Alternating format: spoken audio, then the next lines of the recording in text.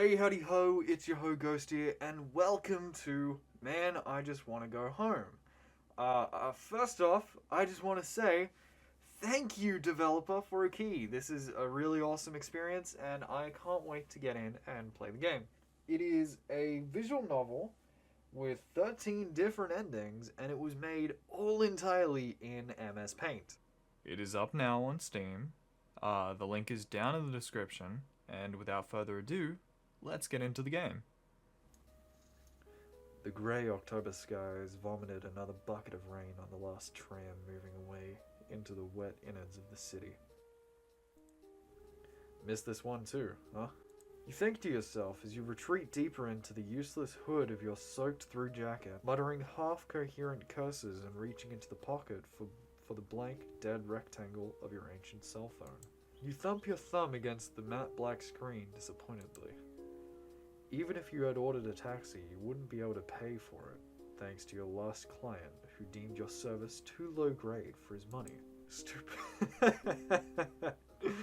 Stupid low income son of a broke bitch. Through the static of rain, your eyes catch a greenish reflection from the neon sign of a coffee shop.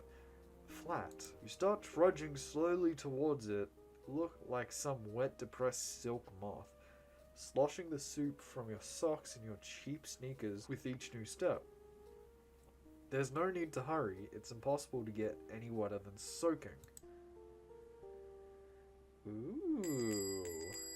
The door gives way surprisingly easy, and you stumble into the well-lit empty room, the shopkeeper's bell ringing feverishly. A barista swiftly raises her head from a worn-out paperback and says with a tinge of disappointment in her voice, good evening.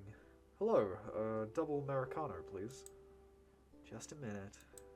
While she operates the outrageously outdated coffee machine, you hang up your waterlogged jacket and settle your damp carcass on a bar stool near the heater.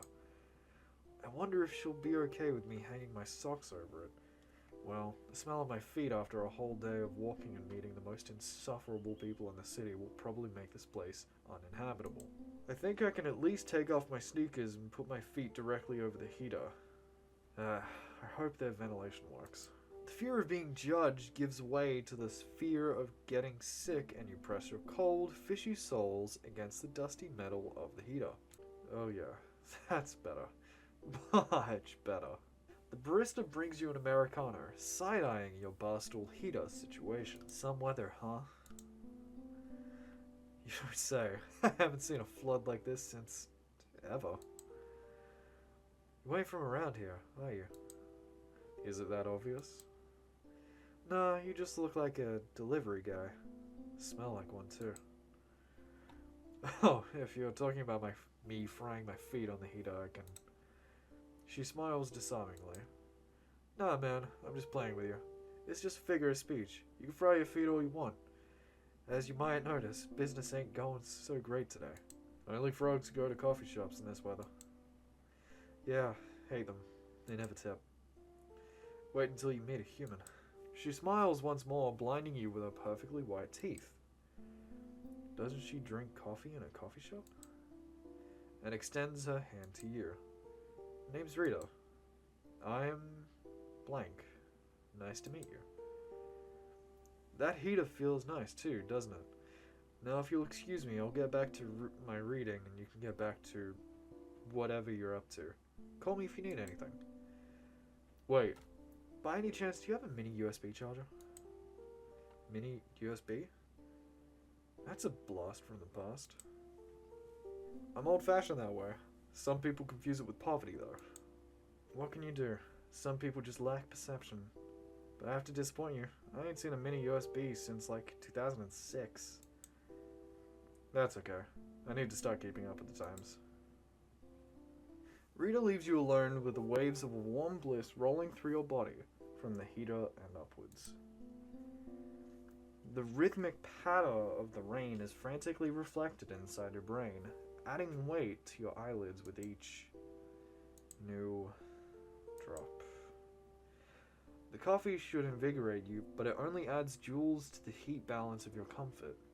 Your eyes finally give in, and Rita's ringtone wrangles you from sleep and you desperately cling to the table, trying to balance yourself on the stilts of a bar stool. Yes?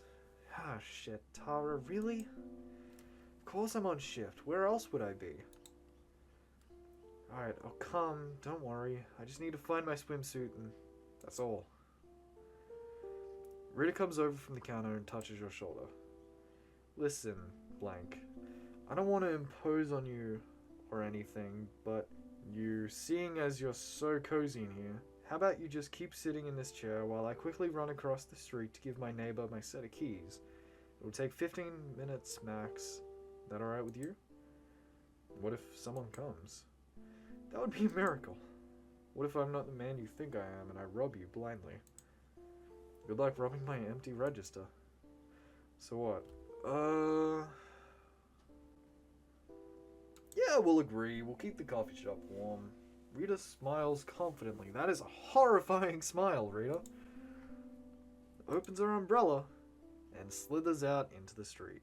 The shopkeeper's bell rings softly before falling silent, leaving you alone with the sound of rain and a gentle hum of the refrigerator. You shrug, pull the wet socks off your feet with a squelch, and place them on a heater to dry. Then, with a quick glance, you notice a stack of paper napkins on a table across the room, which you hastily grab and stuff inside your sneakers with a futile attempt to soak up at least some of the moisture. You finish your double Americano with one big gulp. Gulp. To your surprise, a shimmering clot of anxiety starts forming 2 inches below your solar plexus. But why? It's the fucking coffee. I hate coffee. Why did I even order it? Whoa, okay. The rain grows stronger. The form that the coffee shop is comprised of starts to tremble. With faint specks of light scattered across its numerous surface, a pile of cups on top of an ancient coffee machine gazes blankly at you. You lock your eyes on it and jump from the sound of the bell cutting through the stale air. A rumpled, middle-aged man wearing a soaking wet white trench coat staggered into the coffee shop. This door does not adhere to fire safety standards. Good evening, sir. Unfortunately, pour me a glass of water, boy. He croaks and materializes 20 marks. A 20? Your hand grabs it before your brain starts calculating the ethical side of such an action. 20. It's 4 subway rides, 2 packs of cigarettes. It's still not enough to get a taxi, but I'm not little Lord Bouncy Roy. Unceremoniously, you stuff your feet inside the mushy napkin linen sneakers and limp towards the sink with the finesse of an ex-paraplegic on high heels. There you grow. What the fuck am I saying? That's not how you words. There, you grab the first sorta clean tumbler, fill it from the tap, and give it to the man. Sir? Back up! His trembling hands grabs the glass pelicanly, empties it into his throat, and thumps it on the counter. Then he gives you a long, piercing look with his blue eyes shining in the center of the life-drained face. You don't work here. I'm substituting for my friend. His stare drills a sense of discomfort into you. Why do his hands tremble so much? An alcoholic? But he doesn't have a bloated face or any signs of bad blood circulation. Maybe it's Parkinson's, but don't forget to share the tips. He said, then turned around so swiftly that droplets from his trench rained all over the coffee shop. He bolted out the door, causing the bell to rattle metallically. You exhale and look at the counter to find a thick wallet laying near the empty tumbler, a wallet of a stranger who's willing to pay 20 marks for a glass of water. Oh, man. I feel like if we don't give it back to him, he's gonna come back and do crazy shit to us. So I'm gonna go give it to the stranger. You shake your head disappointedly. Remove the moist lumps of paper from your sneakers, put on the disgustingly wet jacket, and run outside, pondering the vastness of your soul and the dizzying height of your moral stance. This is horrifying. A grey silhouette is quickly moving down the street into the rain. You run, and occasionally shouts something like, "Sir, your wallet! Man!" But the words dissipate into the rain without ever catching his attention. Deaf fuck? You think, full of kindness and humility. After a couple blocks away, the silhouette takes a sharp turn into the shabby alleyway between two worn-out red brick buildings. You pick up the pace. Oh god. The first thing you see in that alleyway is a flash revealing a limp body of a man in a striped jacket. Then you focus on the shape of another man flickering through the sheet of rain, holding something black and heavy in his hand. And the sound of a shot ricochets from a myriad of raindrops and pierces you. Your stomach lurches up into your throat and you scream involuntarily. The stranger turns towards you, his lips moving, but you can't make out any words. Another flash blinds you. Something warm is seeping into your chest. The wet asphalt crashes into your face with the whole devastating mass of its shining roughness. Why is my shirt so sticky? You didn't make it home. That was one of the endings. Let's do another one. What if I'm not the man you think I am and I rob you blindly? Good luck robbing an empty register. I'd like to go for a swim. Sorry, Rita. I don't like taking on more responsibility than absolutely necessary. How far is the metro? About half a mile. Did you finish your coffee?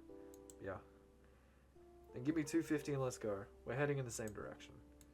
Nice. Your slim wallet coughs out to the last 3 marks. Rita hands you back your 50 pfennig. Just enough to buy 1 metro token. You slip your almost dry feet into the cold, slurping sneakers. Disgusting. With an unveiled revulsion, you put your hands through the cold insides of your wet jacket. Rita smiles sympathetically and takes an umbrella from behind the counter. The rain seems to have known about your plans to leave the coffee shop because it pours harder than ever. Almost turning into a waterfall. Rita pulls the door and runs outside, simultaneously opening her umbrella.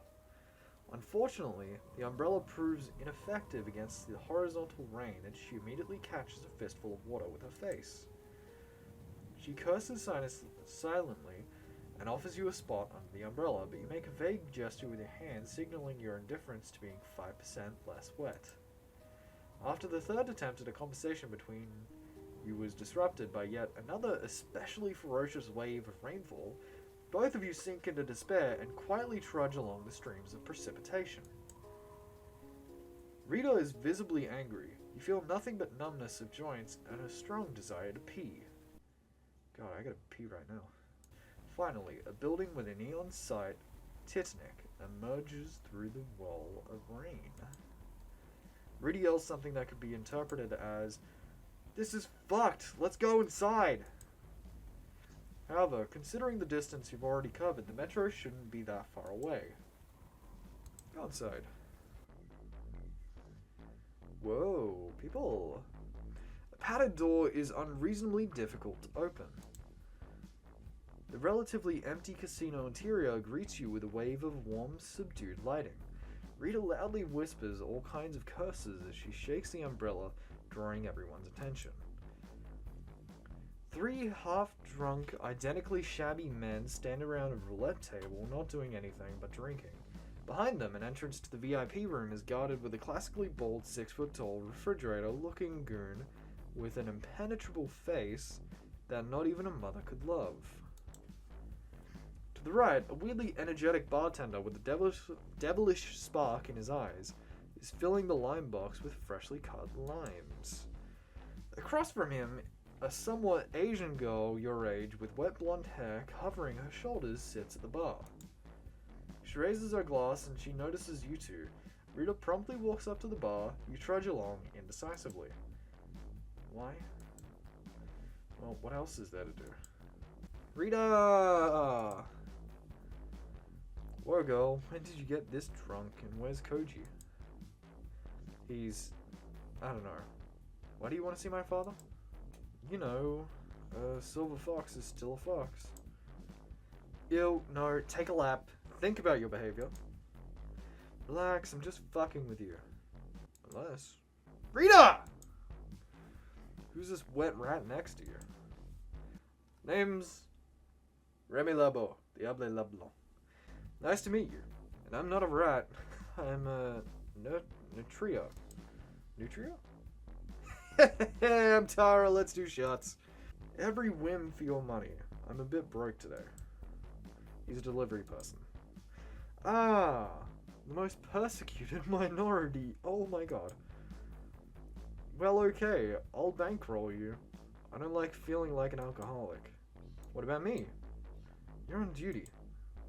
Ah, come on, I'm not a firefighter for fuck's sake. The three of you have vodka shots. The warmth is spreading through your body and you realize just how cold you really are. Fuck, that scared the shit out of me. Nice weather, huh? Ah, Tara, here's your key. I gotta go. I just realized that I didn't close the coffee shop. Thank you, darling. Blank, see you around. Silently, you raise 2 fingers. More vodka? Yeah, sure. What's the occasion? The end of my relationship. We broke up! Haha! Well, to be honest, I got dumped. Oh well. Cheers! She downs another one. You keep up. Victor, why are you bothering with shots at this point? Just give us the bottle. Bakoji said. Victor, darling, Koji's not here, so don't fuck with me on his behalf. Hey, manners.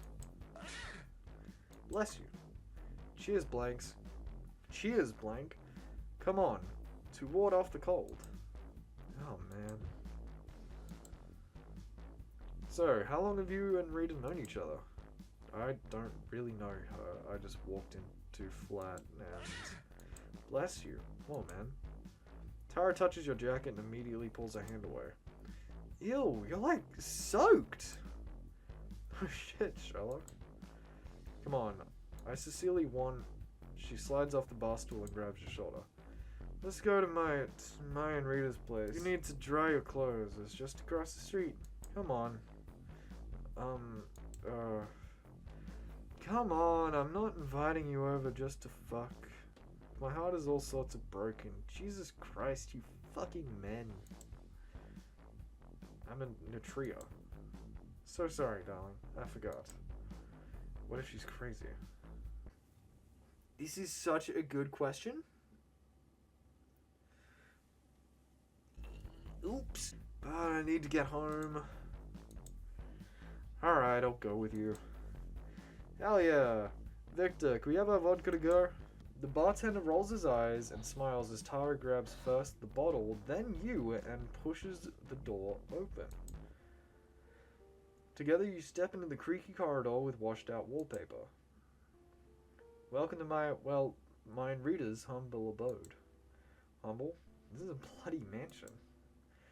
Oh, I know. 55 square feet with a dryer and dishwasher for only 150 marks a month. 150? Gals have got it way too good. I pay 400 for my shithole. I don't even have a dishwasher. I just know a guy who knows, my father. Alright, get your ass to the shower. I'll put the kettle on. Why are you so caring? Because I'm gonna fucking kill you, that's why. You know, total dismemberment and, decapitation? No, dismemberment includes decapitation. The word I'm looking for is... disembowelment? Yes! No! Well, maybe. Whatever. Will you give me a towel? Just use the hand one. Royal blood. That's Sir Royal blood to you. She walks into the kitchen as you hang your waterlogged jacket on the door. Leave your shoes under the heater and walk into the bathroom, clicking on the light switch. A single light bulb illuminates the pink tiled walls, a ceiling tastefully sprinkled with black mold, and a worn out violet carpet with a cartoon frog that also hasn't been spared by the passage of time. It's fucking Pepe! I feel you, Forg. You say wearily as you close the glass door of the shower cabin. Hot water beats the goosebumps out of your skin, flows down to your feet, and restores their sensitivity. Lost in a labyrinth of drunken thoughts, you lose the sense of time. Only once the hot water turns almost cold do you realize that you've probably overstayed your welcome. Thank you, shower. Only on a washing machine, Tara has left a grey towel stained with peroxide, along with a triple XL shirt emblazoned with an Auto Care logo, and socks that are at least 3 sizes too small for you. You put on everything plus your slightly wet boxers and stare into the darkness of the bags under your eyes as you dry your hair, contemplating all the choices that brought you to this moment.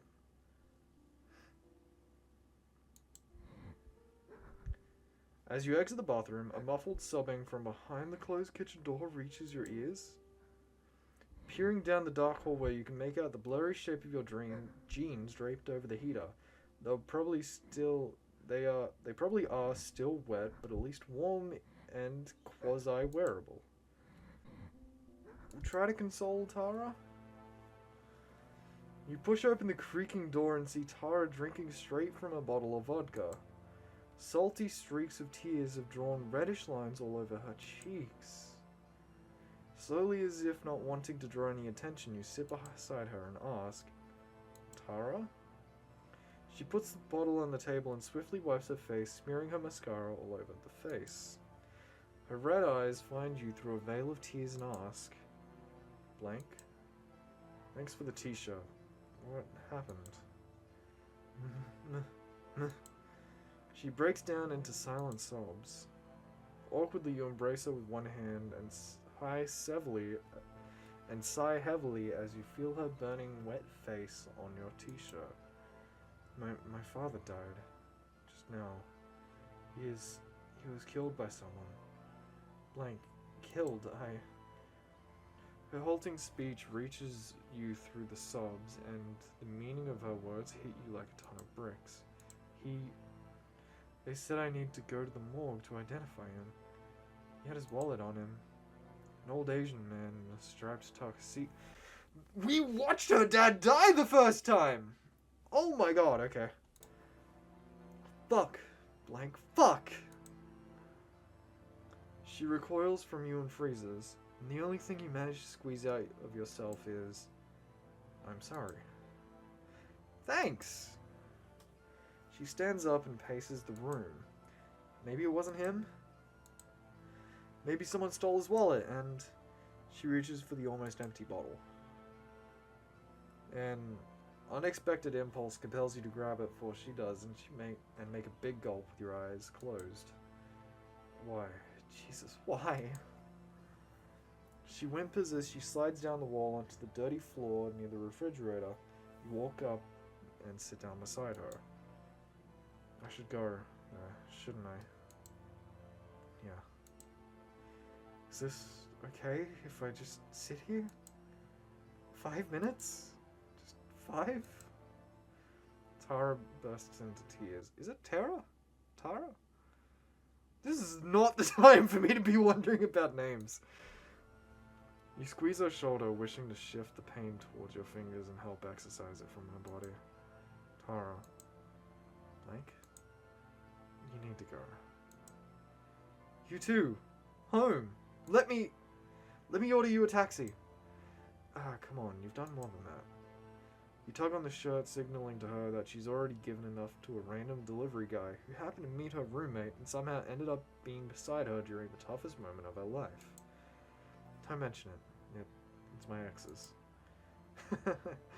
Thought half an hour ago, I thought that it couldn't get any worse. I wish I... Heart-wrenching sobs interrupted her speech. Blank. I have to go. I'm ordering you a taxi. You do not resist. Tara finds her phone and orders you a ride to Zampano 12. You thank her into the emptiness of her loss. She smiles a pale smile and asks for a cigarette. You smoke in silence, waiting for the car to arrive. You express your gratitude again. She flicks off the words along with the cigarette dust, clenching her jaw, and stops crying. You hastily get dressed and go downstairs together with Tara. Clouds have cleared, revealing a starless night sky. She hugs you goodbye. Be strong. With the last words of platitude you tell her before crawling into the vomit-smelling insides of the taxi.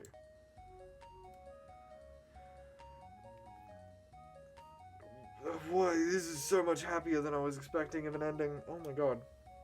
You arrive home too late. Shake the wet clothes off and sit on your bed for 40 minutes, replaying in your mind what happened in that faraway kitchen. Poor girl. You don't notice how quickly you fall asleep. The first rays of morning sunshine crawl across your face, almost waking you up. But luckily, they got blocked by heavy clouds of an oncoming storm. It's 6:40 on your only day off. You keep sleeping. So, those are 2 of the 13 endings. I am definitely going to be playing this in my spare time, and I'm probably going to do another video on it, just getting the rest of the endings. Because I had a lot of fun with that. I love visual novel games. The art style in this is fucking beautiful, especially for MS Paint. The music is also really, really, really good. I love it a lot. I vibe with it, and the overall sound design is it's incredible. Again, thank you developer for a key. This was amazing and good fun to play. But yeah, thank you all so much for watching.